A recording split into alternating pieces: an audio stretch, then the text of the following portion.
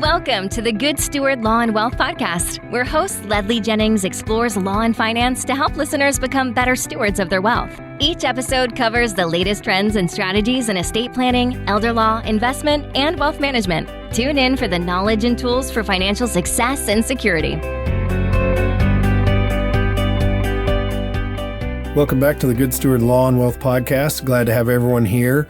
And this is a continuation episode of part one that I previously did on the parts of a good estate plan. And this is still really part one. We'll call it, 1A. How do we plan for paying for our time in incapacity? We talked about how you plan for incapacity previously. And again, I want this to be kind of an evergreen episode that you can reference back to and listen to these in order as a whole, because this is exactly how I go over things with my clients when they first come in and schedule a meeting with me. This is how I break it down. Once we start talking about what documents do I need to prepare for incapacity, they're always like, well, how do I pay for this? And is the nursing home going to take all my stuff? Is my house and personal stuff going to go to the nursing home? So that's what I want to hit on today, is the answer to how we pay for it. So why people are concerned about this is the pure cost of it. Long-term care, and there's this study you can Google, Gen Wealth, I think, has the study out recently, that the average cost of care for like in-home care or assisted living is around $5,000 a month. And then that jumps to about $10,000 a month if you're going to full-fledged nursing home care, a private room, full-fledged care. And obviously it's very expensive.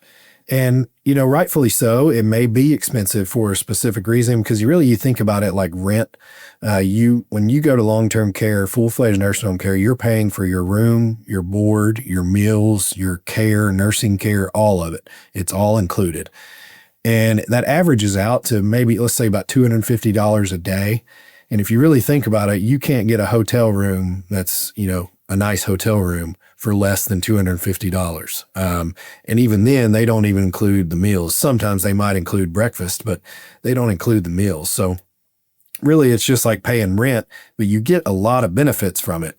Even that, it's still expensive, and people want to plan for how they pay for that $10,000 a month. And really, this varies by where you live. If you're in a rural area, it may be a lot less expensive than whether you're in, New York City or Dallas or whatever it may be. It just depends where you are. We're lucky in the areas that I practice that we have some really high quality nursing homes and assisted living facilities.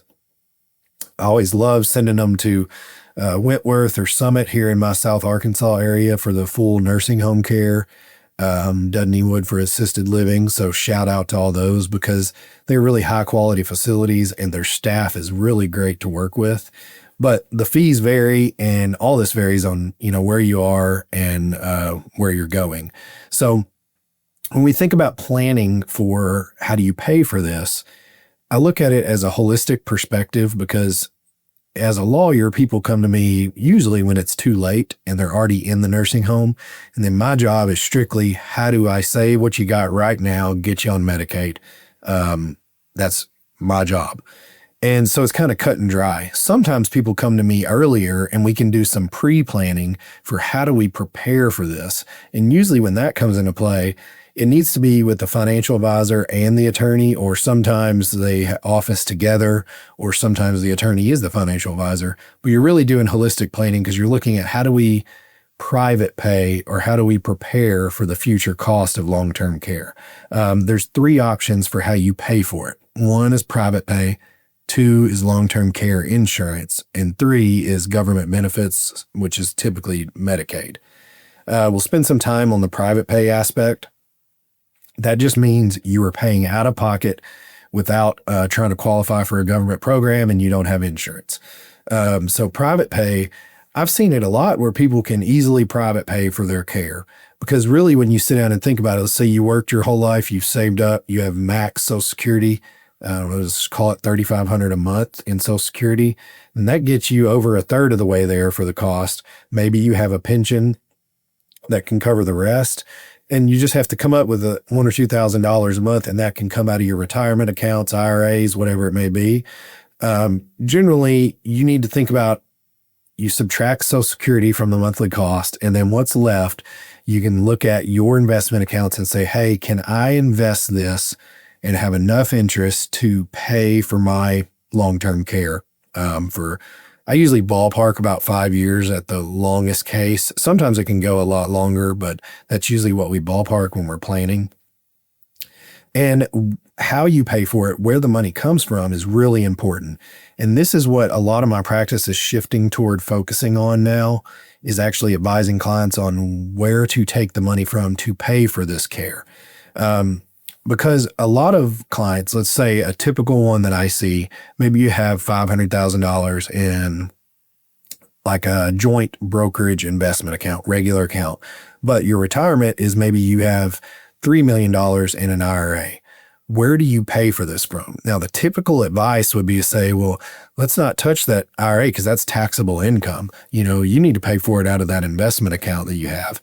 But really, if you think about it, medical expenses are deductible. So your nursing home and long-term care costs are deductible. So my advice usually is to take your IRA and the taxable income from that and pay for your care with that, because you spend taxable income on things that you get tax deductions for. So essentially it washes out. But think of that example where, dad's in the nursing home with that $500,000 account, a $3 million IRA. He's in there for at least 2 years. Then the son's trying to plan for, well, how do I pay for this? And then what do I think about what's left? How would I rather inherit?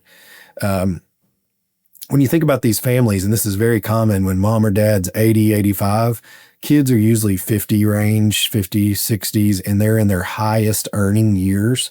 So they're in the highest tax bracket. And the bad thing about IRAs is when you inherit an IRA, you have to withdraw it all within 10 years. So that means the kid is going to have to start withdrawing that IRA at the highest tax bracket. It's like you're losing 30% right there. So why not use that IRA to pay for the care if that's the option you have? And you can look at the end of the year.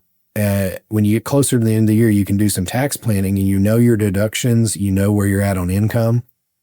And maybe you talk with your accountant and say, hey, we've got these deductions. We need to pull out some more money. You can take out another 50, 100 grand from the IRA, put in another account because it's better to inherit that way. And you've done your job because mom or dad is in the 0% tax bracket because they've wiped out all their income. Then why not take out, as much of the IRA as you can? Because then it would be taxed at the lowest to zero tax bracket rather than your highest tax bracket. So that goes into a lot of the details, and I hate getting in the weeds sometimes, but sometimes you need to at least understand the broad concepts that this is the type of planning that comes into play when you do long-term care planning, is picking out which assets to pay for in the most tax-efficient manner, and that's what we do. So generally that is private pay. The next one is long-term care insurance. I won't spend a ton of time on this one because it's not my expertise, and I don't come across it a lot nowadays when you have the decision whether to buy or not buy. It used to be really, really popular, and then all of a sudden the policies became unaffordable for the insurance companies, and then therefore the price became unaffordable for the buyers of them. So we didn't see them as much, although they are making a comeback now. And I hope to have an expert on here in one of the coming episodes to kind of explain all this to us in more depth. But really, the long-term care insurance is just a financial decision to where, does the premium cost make sense for me to put this money in an insurance policy, or for me to just invest it and let it grow and pay for my care that way? So it's just kind of an analysis that we run. But I would let you know that there's two types of long-term care insurance, just the insurance that you pay the premium, you get the product. But there's also a life insurance policy with a long-term care rider. The benefit of that is you can purchase life insurance, so there's a death benefit. And if you use the value of it for long-term care, great. If you don't, then your kids or beneficiaries still get something. So that could be beneficial. That's somewhat of a newer way to do it. But it also depends on your type of assets. If you've got a lot of cash, 401k, whatever it is, it usually doesn't make sense to insure your cash with cash, if you can pay for it, just pay for it and don't purchase something with a premium. Because I've seen a lot that I do see now is people with long-term care insurance, and it is an extreme hassle to get the company to pay for the care. They send you forms and stacks of paper to fill out and certify that, yes, I do have this disability or this incapacity, and I'm getting these services. In fact, there's a whole industry now around people that are long-term care advocates that you can pay to advocate on your behalf to fill out all these forms. So that's another downside to the insurance is it's a hefty process to get the benefits. And usually when you're trying to get the benefits, you're not in, the best position mentally or physically to be doing all this work. So if you've got the cash, it usually makes sense to avoid long-term care insurance. Now, other assets, maybe you have real estate, or maybe we made gifts to trust. That's where long-term care insurance makes sense to cover that, because you can't easily liquidate real estate all the time to pay for care. So maybe you insure your real estate with the cash insurance, and it makes sense then. But that's kind of the other option. I'd just say if you want long-term care, find an insurance professional to give you options, but also have attorney, financial advisor review and look at it from your holistic perspective as well. Now, the third option, and is the bulk of my practice when it comes to this, is Medicaid planning. Some call it crisis planning. Basically, the government pays for your care. This is where people get confused when they say, I don't want the nursing home to take my stuff. Well, the nursing home doesn't want your stuff. All they're concerned about is getting their rent. And they're getting their rent from Medicaid if Medicaid's paying the bill. Now, Medicaid may take your stuff. It's called MERP, Medicaid Estate Recovery Program. That is where you think of Medicaid like a loan. So the government's loaning you money to pay for your care, but when you die, they want to get their money back. So that is where the estate recovery program comes in, is how they get their money back. And that's where clients come and say, hey, well, I want to make sure my house is at least protected. And I always say, to get on Medicaid, you have to almost be broke. You can't have more than $2,000 to your name. It's more if you're married, but generally you can't have more than $2,000. But they let you have a house and a car. So when you have a house, they let you get on Medicaid, but they will put a lien on it to recover when you die, unless that account is not in your estate. Unless that house is not in your estate, because it's Medicaid Estate Recovery Program. So they can only recover from your estate. So there are types of deeds that we can do to protect your house and get it out of your estate without any look back period. A lot of people make gifts to get qualified for Medicaid, and there is a look back period on those gifts of 5 years. So if you gift within 5 years, they still consider it yours, and they apply a penalty period. So that's part of the calculation when I get people qualified. But just know you can protect your house easily with a special type of deed. The types of deed vary by state. So come see me, and it's a real simple thing to do to protect your house. And check out a previous pod that we did on crisis planning where I go into this. And I'll say, so to get you qualified for the rest of this, if you have more assets in your house, you still have to be under $2,000. And that's where I come in as an attorney, is how do we gift? How do we move? How do we purchase various annuities to get you qualified for Medicaid? We advise on that. But some people look at this and say, well, it seems like you're just kind of cheating the system to get people qualified on welfare, and you're finding loopholes in the tax law. Well, it's not a loophole. I don't use that term. What we do is use the law.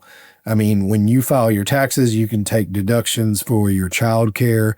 You could get credits for various things. You can deduct the interest on your house. That is because that's what the law allows. That's what the government and the legislators who set it up wanted it to say.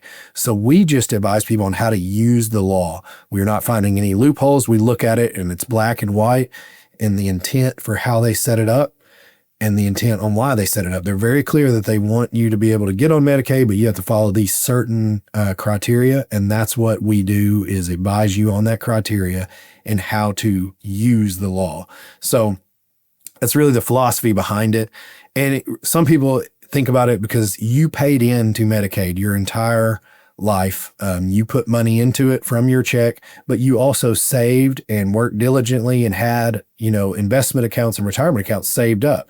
So just because you worked diligently and saved your money doesn't mean you shouldn't be able to use the program that you paid into. So that's another kind of ethical reason that we do estate planning. Now, I do have a line personally where if you have a certain amount of net worth, we don't need to be doing Medicaid planning.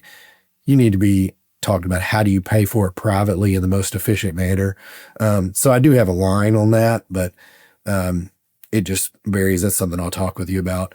But that's how you get on Medicaid, is we move assets around to get you qualified. So that's the third form of how you pay for incapacity. And that's the important portion of part 1 of an estate plan. So the rest of these parts, we'll have part 2 and part 3 on how you leave things, how you avoid probate, and how you leave things in a protected manner. So check back on the rest of this series. But it's important to listen to all these in chronological order so you can get an idea of what we're planning for and the nuances behind it. And thank you for listening to the Good Steward Law and Wealth podcast, where we consider everything a gift, and it's our job to do the best with it that we can. Thank you. Thank you for tuning in to the Good Steward Law and Wealth podcast. If you're ready to take control of your financial future, visit goodstewardfirm.com to book a meeting and sign up for our newsletter.